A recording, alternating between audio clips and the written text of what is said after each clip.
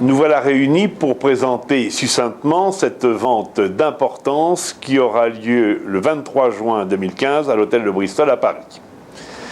Elle a comme dominance le grand siècle, le siècle de Louis XIV, des objets magnifiques de la Régence et du Louis XV côtoieront le Louis XVI.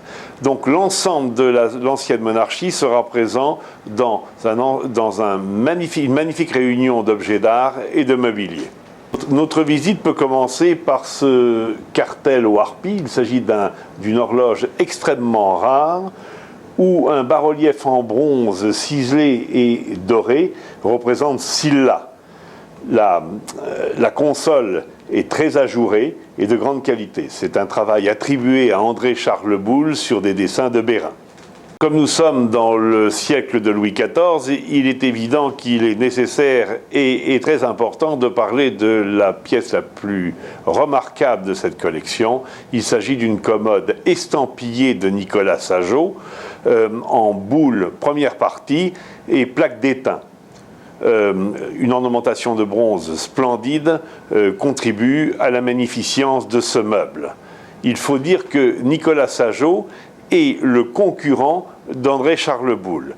Il s'agit, avec ces deux ébénistes, des meilleurs représentants du style Louis XIV, qui fera la renommée de la France tout au long du XVIIIe siècle et jusqu'à nos jours. Dans les objets d'exception garnissant cette vente, ce groupe représentant Anchise sauvant Énée et son fils Ascagne de l'incendie de Troie. C'est un groupe qui est inspiré par l'œuvre de Girardon, et exécuté par Lepôtre, d'époque Louis XIV, sur son socle en marqueterie de Boulle.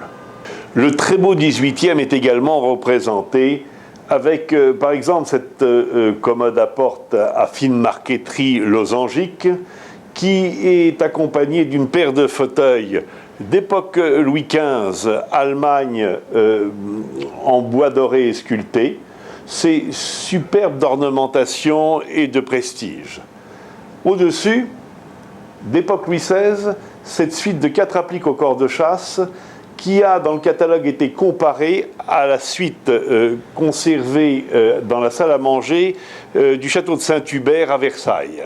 Dans les objets somptueux garnissant cette vente, un centre de table en bronze doré et argent doré. Il s'agit d'un rare travail d'Angleterre du début du XVIIIe siècle. Ce genre d'objet garnissait les tables les plus prestigieuses de l'époque. Il a appartenu à Lady Somerset, qui au XIXe siècle a fait graver ses armoiries.